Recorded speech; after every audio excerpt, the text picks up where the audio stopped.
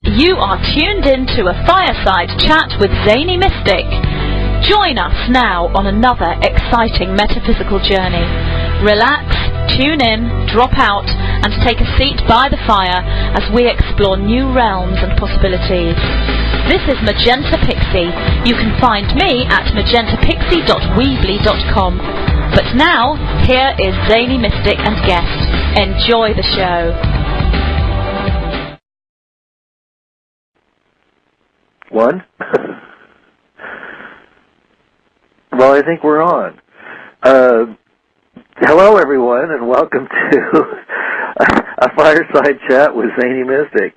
This is really going to be a zany show tonight for a number of reasons, which I won't tell you because there won't be any show. We'll be telling you stories all night.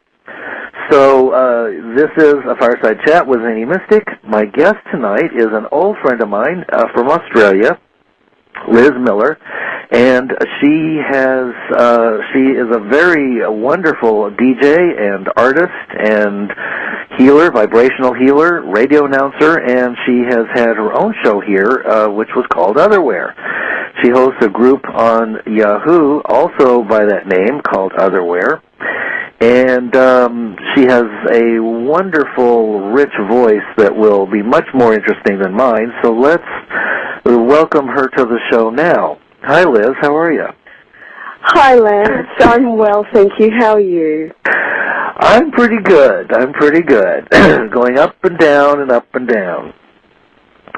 Well, it's nice to hear you on your show again. I haven't heard your voice for a while, so thank you for having me on the show today. And how are you? Well, I'm good. I had kind of an epiphany on June 21st, the summer solstice. Yes. And I don't know if you felt those energies as much as I did, but I don't usually tune into those things. But I saw something that was very much like the Northern Lights.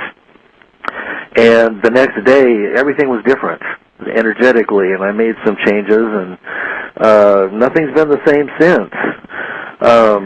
It seems like synchronicities are speeding up, and so on and so forth. So, well, the solstice is a time when energies are generally shaken up, and things that aren't working for us tend to be re-examined, and if the environment is right, then they get dropped. They drop away, and we kind of move onto a path that is much more in alignment with our soul's purpose here on the planet. So there's been a lot of shaking up lately, and I certainly felt it. I know a lot of people here in Melbourne, friends of mine, who are not even really that inclined spiritually, who've gone through a similar process and not really understood what was happening to them, but it was certainly affecting them. So yes, tell me about these Northern Lights. Well, I was outside by the campfire with friends up in Georgetown in California, and so we were all sitting around the campfire. The bats had come out already, and the stars were out. And one of my friends, who's a part Native American Indian, said, "Do you see those the light streamers of light?" And I looked up and saw what appeared to be rays or bands of light. They looked like, if you imagine what the Statue of Liberty looks like with a crown, they were in a reverse of that, so that the thinnest part was over the horizon of the mountain, and it would expand in rays that were coming out from the same point. And it was just a very subtle, light, etheric energy. So it wasn't a searchlight, and it wasn't city lights or anything like that. And then as we watched it, it shifted so that the source of the light moved, and then it changed shape and started to make not straight lines, but it separated from the source of where it was coming from, and then it formed almost like an S. And we watched it for a while, and then we got back into our campfire and our merrymaking. But we both saw it, and it was unmistakable. I mean, it was like nothing I'd ever seen. That sounds really beautiful. At the time, what did you think of it? What did you get an instant sort of sense of what this light was? Well, it was so different than anything I'd seen. I felt like it was etheric energy, that it was some kind of, it just felt like it was some kind of higher vibration. And I had a reading by one of my guests who was on a couple of weeks ago, Christina Keene, and she channels a being named Sophia. And Sophia said that it was my way of being contacted, that it was a contact. And, you know, some people see spaceships, other people see lights, other people see extracelestials or orbs, and I have seen orbs here lately too. But this was a form of contact for me, and it was a validation that, you know, that I was on the right track. Well, that's wonderful, and I would tend to agree with what she said. People do have different experiences. I think it is dependent sometimes on where your level of consciousness is at and what you're willing to accept. You know, I think about all of those biblical stories where interdimensional beings were seen to be angels or demons, or different types of entities, and I wouldn't be surprised at all if that was exactly right. So that's wonderful. And since then, how has that affected you? Well, it made a very strong impact the first couple of weeks, and now it's kind of evened out. But what I notice is that there's a different level of awareness. I want to use the word consciousness, but that's such a elusive term, and everybody understands it differently. So, but it did seem that there was a different level of awareness after that, and it was quite different. It was like, you know, kind of taking a little step up the ramp. And can you sort of be more specific about what that means for you? It seemed like I was attracting information about, I'm sensing things more on an intuitive level, and for instance, making shifts diet-wise. My diet has been pretty lousy for somebody who's in an awakening process, but all of a sudden, after that, it was like I cooked some brown rice. It was delicious. I was in love with it, and I started eating vegetables, and I was just, the smells and the aroma, and oh my God, what have I been missing? And, you know, for years I've resisted anything like that at all. I eat sauces and grease and butter and meat and steak and baked potatoes and all the rest of it, but all of a sudden, boom, that happened, and then I had been drinking periodically, not a lot, but a little bit, and the next day I stopped. I just completely stopped, and it was very important to have a clear head, to be able to know totally what's going on and what's real. And it reminded me of some of my earlier epiphanies that I've had over the years where it was important to have a clear head. Wow, that's fantastic. Well, I'm glad to hear that, because, you know, all of those things are hallmarks of being in alignment with your higher self and being directed by the impulses of that part of you that, you know, wants to keep your vibration high. So that's wonderful, especially the food part. I can definitely relate to that. Mm-hmm. So, yes, and then we're coming up on some more shifts in the near future. Of July 21st and 22nd, there's supposed to be a major event. We've got the longest eclipse in this century. Yes. And we've also got the, within 6 hours of the eclipse, we have the perigee, which is when the moon is closest to the Earth. And, you know, that's also a very, very rare occurrence. So we've got a triple whammy of eclipses. There's, let's see, I have to get this right. I'm pretty sure there's one lunar eclipse and 2 solar eclipses. And the one on the 22nd is the really big one. And you know, I saw an eclipse many years ago, and the time of totality was only 32 seconds, very brief period of time. But that 32 seconds really changed my life. Oh, my. So I think it would be really fantastic for anybody who was able to see the eclipse this time around. And I believe that the path of totality is crossing Japan and parts of China, and I think possibly parts of Russia. Please, I don't know if those are exactly the right places, but I know definitely Japan is one of the places where the path of totality is crossing. So, yeah, I really wish I could see this one. It'd be fantastic. And whenever there are eclipses, transformations occur on the Earth. Some of those transformations, in a similar way to the solstice, can really shake things up. And there has been a history of earthquakes being connected to eclipses. There's a researcher called Jim Birkeland, who's based in the US, who's done some very groundbreaking, pardon the pun, research into this area. But it's also, the eclipse also brings in massive amounts of transformative energy on a positive level.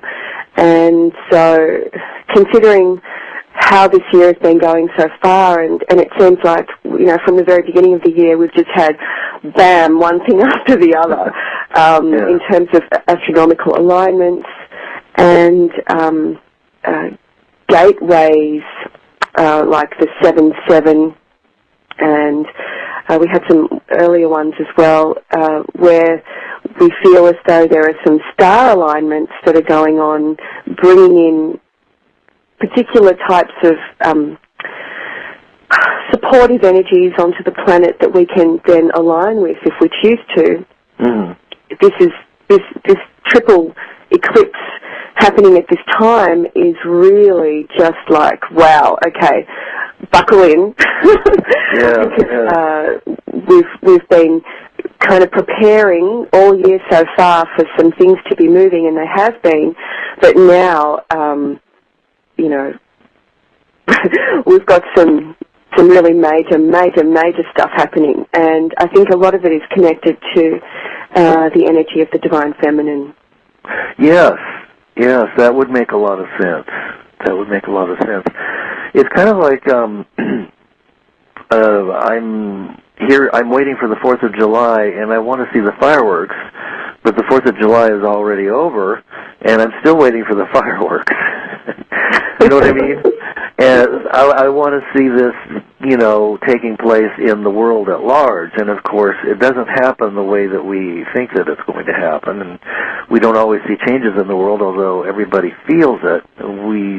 You know, you see connections, but I think that we're reaching a point where there are going to be some major shifts that everyone will be completely aware of and will feel personally.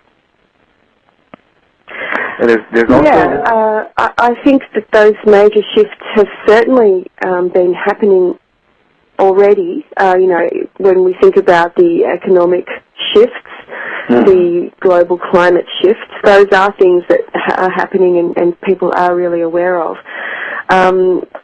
So there are things definitely moving now, and as these old structures, especially around the economy, have been crumbling, I know that there's been an emergence of new solutions coming forward with the environment as well, and so it'll be wonderful to see those new technologies, those new ways of approaching some of the challenges that we're all facing, as one humanity, are addressed. But I get the feeling that you're sort of talking about different sorts of indicators, maybe to do with people's inner selves and their awareness of their own selves as spiritual beings. Is that what you meant? Yes, and it seems like for that to occur, there almost has to be a leveling of the playing field, and part of that seems to be, from what I can tell, is the global financial collapse. Mm-hmm. Have you been following the work of the site Half Past Human and the WebBot technologies? Actually, I have been very casually. I haven't spent a lot of time. It's Cliff High? Yeah. I haven't spent a lot of time looking into his material, but I've kept sort of tabs on it from a distance. So if you know a bit more about what he's been finding out about, please let me know. Let us know. Yeah. I just recently purchased one of their reports, and it's quite elucidating. It's the most striking thing about it is that there is supposed to be sometime around October, November, a collapse of the U.S. dollar. Now, the funny thing about that is that around November 4th or 9th, I think it is, we move from the Mayan 6th day into the 6th night, and that's traditionally the time when we move into the darkest period. And I think that the last time we moved into the 5th night, when we had the 5th night, that was the beginning of the collapse when all the banks were failing, and it didn't complete itself. It's kind of like the hippie movement in the 60s, late 50s, early 60s, and so on, is getting replayed now, and it's a shorter period of time, and it's not looking like what I thought it would, but the financial collapse hasn't really reached its finale. So I think that around November that there's going to be some major shifting of the economy and the loss of the American dollar, and that's what their predictions or the psychic elements seem to indicate, that we're picking up the psychic vibes of the future, and then it's coming out in the languaging, which gets analyzed. So that's kind of interesting. Yeah, it is. You know, we are standing on the precipice of an entirely new era. There's no doubt about that. And with that comes a new way of living and existing within linear time and space. And so when it comes to money and the way that we've approached money and all of that, obviously there needs to be massive transformations there. It'll be really interesting to see whether or not there's anything to that piece of news. Right. And whether it's going to happen in that particular way. Right. It'll be really, really interesting. I know for many years we've heard about a new kind of currency coming out in the North America, on the North American continent, the Amero. Right. Do you think that that's what's going to replace the dollar? Well, they talk about that in the report, and apparently the powers that be had planned on doing that, and everything that they planned to do has kind of has been blocked because events have kind of overtaken them, and they haven't been able to really unfold their plans at doing these things. So what they seem to indicate is that anything that they do now is kind of a waste of time and money. So they can't really stop what's coming. And I thought that was kind of interesting. And there's supposed to be some kind of anarchistic movement this is kind of the picture that I get. And this is just a synopsis and my own take without reading in fine detail what they mention. but that with the collapse of the dollar, that a lot of these programs that have been private and secret, and a lot of the activities of the various governments will be shed off because they won't be able to afford them. I mean, they'll have their problems just running the government. And so all of these programs that have been funded by black dollars and secretly are going to all of a sudden have people coming out of the woodwork to expose the truth. And so there's going to be somebody is going to break through that eggshell, and the media, which has been controlled, is going to finally, there will be a crack in that, and they will be able to start telling the truth and not just what the powers that be want us to hear. So when people start hearing from people who know on the inside, and it's backed up by other people that are coming out to share their information because it's the right thing to do, there will be enough evidence so that it will be undeniable. And that in turn creates anger and kind of a mob mentality. So there may be some kind of anarchistic period that will briefly occur. Who knows?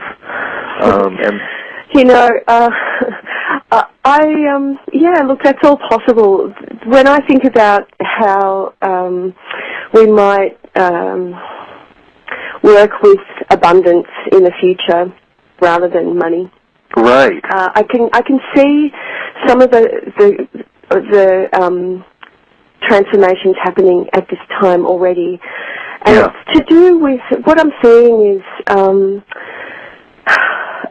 a lot of different groups of people are coming together to look at sharing wealth or abundance, and that's to do with natural resources. It's to do with the resources that people have within themselves in terms of their skills and their gifts that they want to share. And I think that's really at the heart of what these transformations are about. It's really about us all recognizing that we all have something unique that we've developed or brought in with us when we were born that we can share with others to support and uplift and resource others in the ways that can be beneficial to them.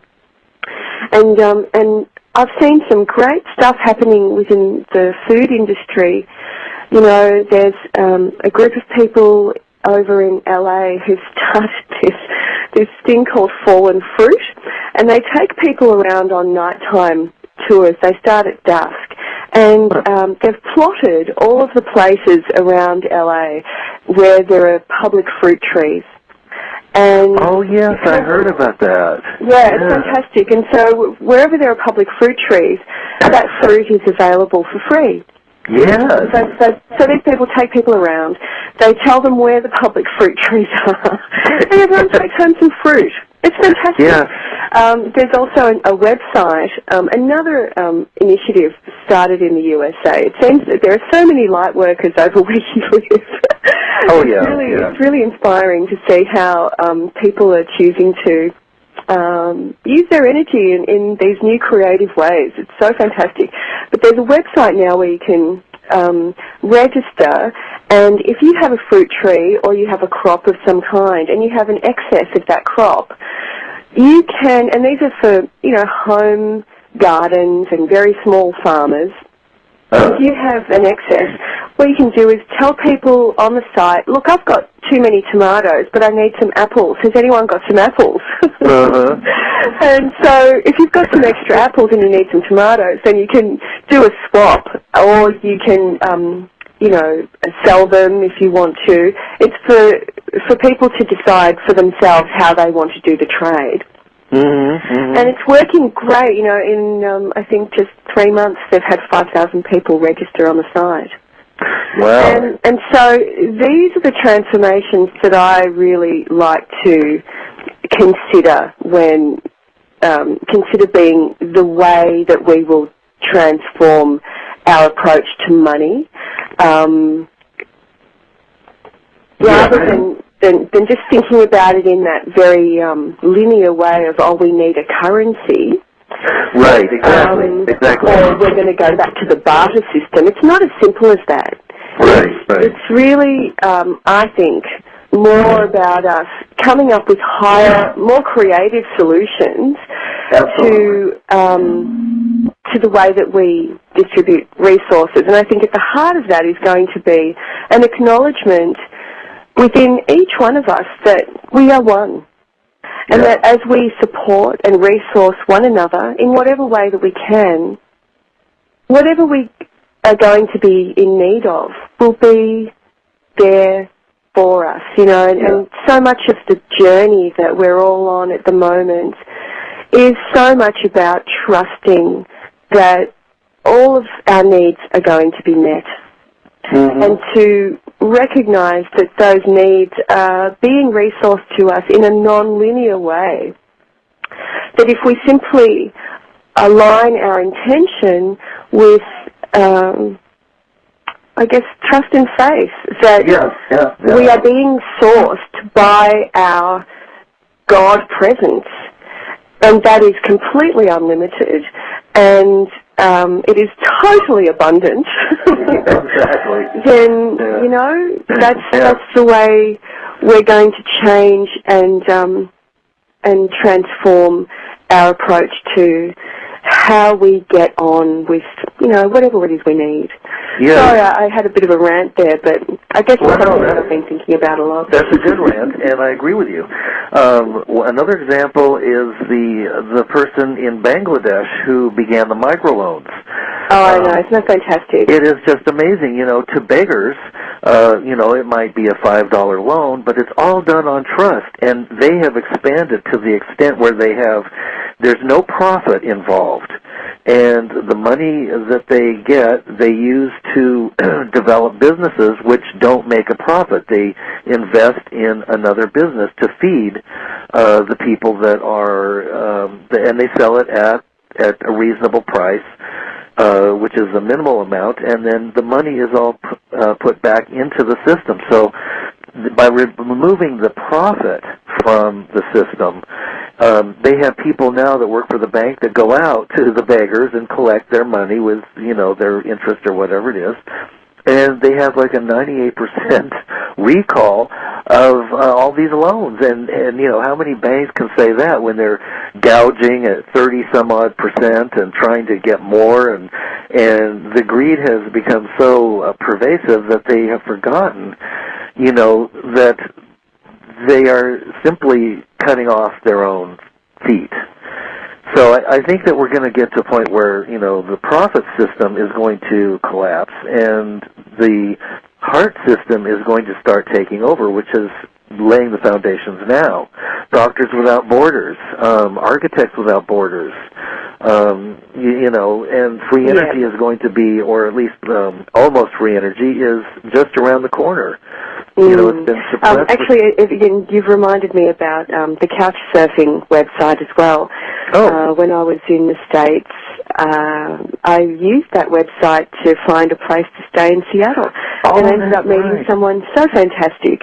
You know, that my whole trip there was just, you know, made so much better than it ever could have been if I'd stayed in a hotel. So if anyone is traveling at the moment and hasn't heard about the couchsurfing.com website, I urge you to go and have a look at it, because when I look at the profiles from all of the people who are offering beds for people to stay in their part of the world, the generosity and the trust that's there to let complete strangers into their homes is another sign of this ascension process that we're all participating in, whether we know it or not. Yes, right. Exactly. We're all feeling it on some level. Yes, yeah. Why, even me this year, I felt this intense urge to complete a vegetable garden, and what happened was all of my pine trees died because there was a Japanese beetle that killed them all. Wow. So it had something like 12. Your pine trees are huge. And you've seen them. They were all in the vegetable garden, and they all died one after another because my dad planted Japanese pine trees.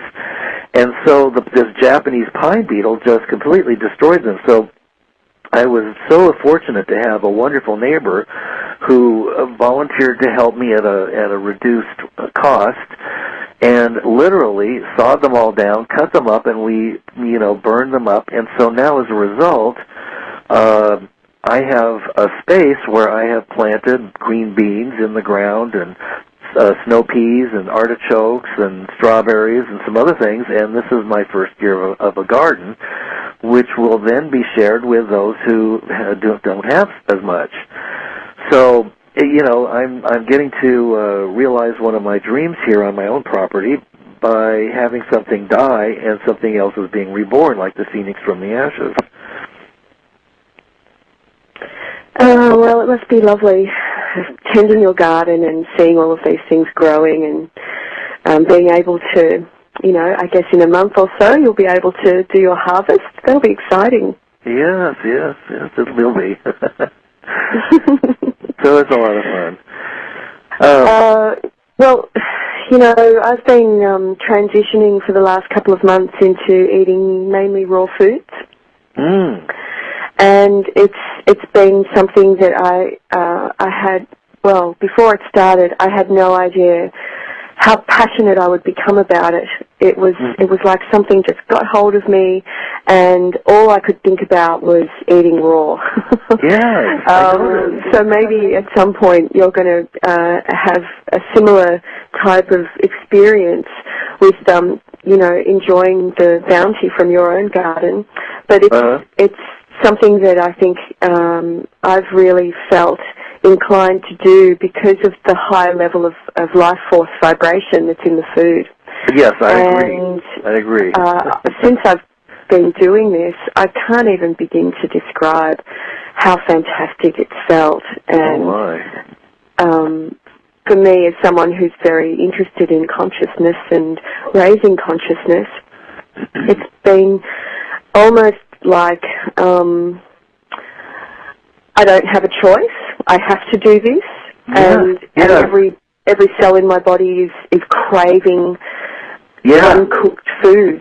It's been really good to see the raw movement over the last few years just explode. And here in Australia, it's massive. I was actually last weekend at a raw food cooking class, and there were 100 people there, and the people who ran it didn't advertise. They have a mailing list and a website which they promoted it through, and besides that it was simply word of mouth. So it was really just brilliant to see so many people turning up who were very, very, very interested in creating such a, for the Western world at least, a radical change to their diet. Yes. And I feel the same pull that you've been feeling as well. Have you read the Anastasia books? Yes, I have. Actually, you know what? I wouldn't be surprised if that was what really started it all off for me. Yeah. Those are paradigm changing. Yeah. Yes, exactly.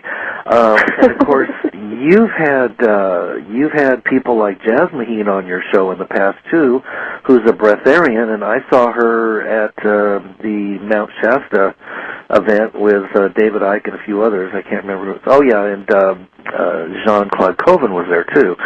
But Jasmine was just vibrant. And as you know, she's a breatharian. I don't think we need to go that far yet, but she's able to pull the energy from from what we perceive to be air. And this may be a direction that the new human is going in. I don't know. It's certainly, we're headed into a natural, things that are the highest vibration possible. Well, we are, I believe, many of us have been in the process of creating new pathways, I guess you could call them, nadis, or meridians, in our light bodies that are connected to our ability to breathe in pranic energy directly from the air. If we could see it, we would see cosmic particles composed of light. Unfortunately, our third-dimensional eye apparatuses Right. I'm not quite there yet. I think for some people they might be, but I know certainly for myself, I'm not quite there yet where I can perceive prana in the air. But if you could see it, you'd be able to see that chi, life force, prana, whatever you want to call it, as light. And our etheric bodies are also called light bodies. And what the light body wants as it's advancing and going through various levels of upgrading is to breathe in more light.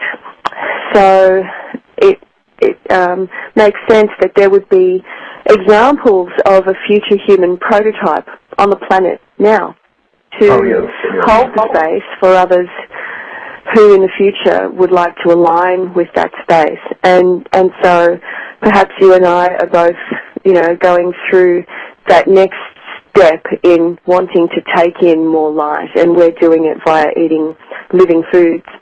Maybe the next step for us, I'd like to think, would be to just directly draw that light in through our pores. The beautiful lady who started the yoga school where I trained here in Melbourne, Gita Yoga, went through a series of operations due to tuberculosis when she was very, very young that ended up leaving her with quarter of a lung. And for the last 30 years of her life, she really, she had a quarter of a lung, and yet she ran a yoga school, she taught classes every day, she led a very, very active life, and she had managed to get to that place of drawing the pranic energy directly in through her pores. Wow. So yes, there are examples, there have been examples of people who can do it, who are doing it, and it's nice to know that they're out there, because one day it might be us. Yes. Well, yes. Yes, I think it could be. So, have you been doing any research on 2012 at all, and the possibilities that we might be experiencing at that time, or have you moved more into being in the now and just living fully in the moment? Well, when I think of 2012, I think of 2012 as a timeline, and I think of that as an ascension timeline. So rather than putting any particular emphasis on that date as a point in time where something major is going to happen, I'm approaching it in terms of it as a path that we are on right now. And that path is the path of ascension. And so, as I said earlier, we can participate in this, consciously or not, and those of us who are doing it in a participatory level, where we are very actively doing clearings on our emotional, mental, and spiritual bodies, and of course our physical body, so that we can really be the anchor points, I guess you could say, for higher dimensional energies, higher consciousness. I guess you could say that there's a group of people on the planet who are very, very active on that timeline. But no, I don't think of it as a point in time where there's going to be some massive event. The massive event's happening right now. All we have to do is look around. It's happening right now. If I were to think of it as some kind of a time thing, if you wanted to put it in those terms, I would like to think of 2012 as being the year when, and it's only just such a short amount of time away, where a critical mass of humans are really vibrating and being directed by their God presence, so that the rest of humanity can then go, oh my God, Literally, oh my God. This is what it's all about. And maybe we will get to that point where we have transformed the way that we do things, the way that we live, the way that we are being with ourselves and with each other, that the world really is a completely different place to be than it was in 1987 when the harmonic convergence occurred and kicked off really a 25-year cycle of massive, massive planetary transformation. Yes, yeah. And of course, there's that element of things speeding up as we reach that point too, that numerous cycles, according to the Mayan calendar, will be condensed further and further as we approach Terence McKenna called it time zero. Yeah, you know, that's actually something that I think about every now and then, and I do sort of kind of go, what's going to happen? Because when those cycles get shorter and shorter and shorter and shorter as we get to 0, on the Mayan calendar, right. The acceleration in our consciousness apparently magnifies by, I think it's 1,000. Yes. Like, you know, it's 1,000 times higher in octave, or maybe it's 10 times higher in octave. I can't remember exactly. But anyway, we go up and up and up and up in octaves of consciousness. Yeah. And when you think about the cycles of time in this last 26,000-year period, while the precession of the equinoxes has been occurring, when we go back to that very first part of this cycle and the level of consciousness, you know, we can see clearly how we have risen in octaves.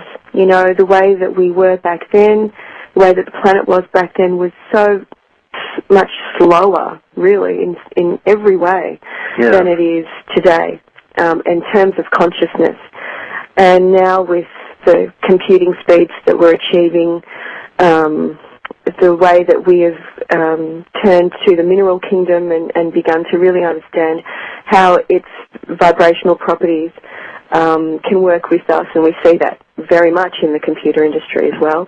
The way that we're turning to light technologies in healing and sound technologies in healing and in other processes. The way that we are, you know, working with nanotechnology, it's so clear how things have changed vibrationally. So, you know, this last run towards 2012, we're going to see those cycles increasing in interval and in vibration. So, yes, I don't know. It's going to look like very exciting. It's going to be a bumpy ride. Well, you know, hopefully, at some point it'll stop being bumpy and it'll just start to feel like we're flying. Well, yeah, you know, I mean, actually, you know, when you get into a jet plane and, you know, it starts down the runway and you can feel every little thing in the tire, and then it goes plunk, plunk, plunk, plunk, and then it goes faster, and then everything vibrates, and you feel like the plane's going to fall apart. But there's that moment when it pulls up into the sky and you just go whoosh. And that's kind of the moment that I'm thinking it's going to be like. That there's going to be a point at which the difficulties and the struggle and the resistance and everything will just fall away, and it will just be a smooth ride, and we'll never have to go back to the way. I think, you know, up until now, we've all had experiences where that's been the way.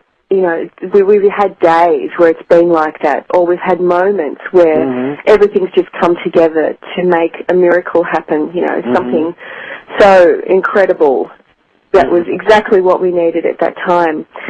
And so we've all had a taste of it. And I think that I know that the energies that we need for that to be our normal way of living are all here right now. All we need to do is, with our intention, choose to align with them. Yes. That's simple. Yes, yes. So the more we can, just know that whatever we need is available to us, the more we will see that reflected back to us in our lives, our day-to-day lives. And I've made it, I've made it something that I intend to do every single day, and I've been doing that for a long time now, where I just choose to be that way, and I choose to see life that way. And the more that I do that, the more things are being reflected back to me, the more that I am being supported in magical and miraculous ways. And it really is just about our intention and doing whatever it is that we can to keep the pathway clear for that God presence of us to come through and to be, what is directing us in every moment. Well, the God presence has just come through right now, and it is telling me that it's time for us to go. Well, it's been lovely chatting with you again. I'm glad that I could be here today, so thank you so much, Lance. Oh, thanks a lot, Liz. I just love you, and I enjoy every conversation or, energy exchange that we have. So let's do it again soon. Okay. All right. Take care of yourself. Much love to you, and thank you to all of the listeners. All right. Thanks again, Liz, and good night, everybody. Good. I'm pretty good. Going up and down and up and down. Well, it's nice to hear you on your show again. I haven't heard your voice for a while, so thank you for having me on the show today. And how are you? Well, I'm good. I had kind of an epiphany on June 21st, the summer solstice. Yes. And I don't know if you felt those energies as much as I did, but I don't usually tune into those things. But I saw something that was very much like the Northern Lights. And the next day, everything was different energetically, and I made some changes, and nothing's been the same since. It seems like synchronicities are speeding up and so on and so forth. So, well, the solstice is a time when energies are generally shaken up, and things that aren't working for us tend to be re-examined, and if the environment is right, then they get dropped. They drop away, and we kind of move onto a path that is much more in alignment with our soul's purpose here on our planet. So there's been a lot of shaking up lately, and I certainly felt it. I know a lot of people here in Melbourne, friends of mine, who are not even really that inclined spiritually, who've gone through a similar process and not really understood what was happening to them, but it was certainly affecting them. So yes, tell me about these Northern Lights. Well, I was outside by the campfire with friends up in Georgetown in California. And so we were all sitting around the campfire. The bats had come out already, and the stars were out. And one of my friends, who's a part Native American Indian, said, "Do you see those the light streamers of light?" And I looked up and saw what appeared to be rays or bands of light. They looked like, if you imagine what the Statue of Liberty looks like with a crown, they were in a reverse of that, so that the thinnest part was over the horizon of the mountain, and it would expand in rays that were coming out from the same point. And it was just a very subtle, light, etheric energy. So it wasn't a searchlight, and it wasn't city lights or anything like that. And then as we watched it, it shifted so that the source of the light moved, and then it changed shape and started to make not straight lines, but it separated from the source of where it was coming from, and then it formed almost like an S. And we watched it for a while, and then we got back into our campfire and our interdimensional beings were seen to be angels or demons, or different types of entities, and I wouldn't be surprised at all if that was exactly right. So that's wonderful. And since then, how has that affected you? Well, it made a very strong impact the first couple of weeks, and now it's kind of evened out. But what I notice is that there's a different level of awareness. And I want to use the word consciousness, but that's such a elusive term, and everybody understands it differently. So, it did seem that there was a different level of awareness after that, and it was quite different. It was like, kind of taking a little step up the ramp. And can you sort of be more specific about what that means for you? It seemed like I was attracting information about, I'm sensing things more on an intuitive level, and for instance, making shifts diet-wise.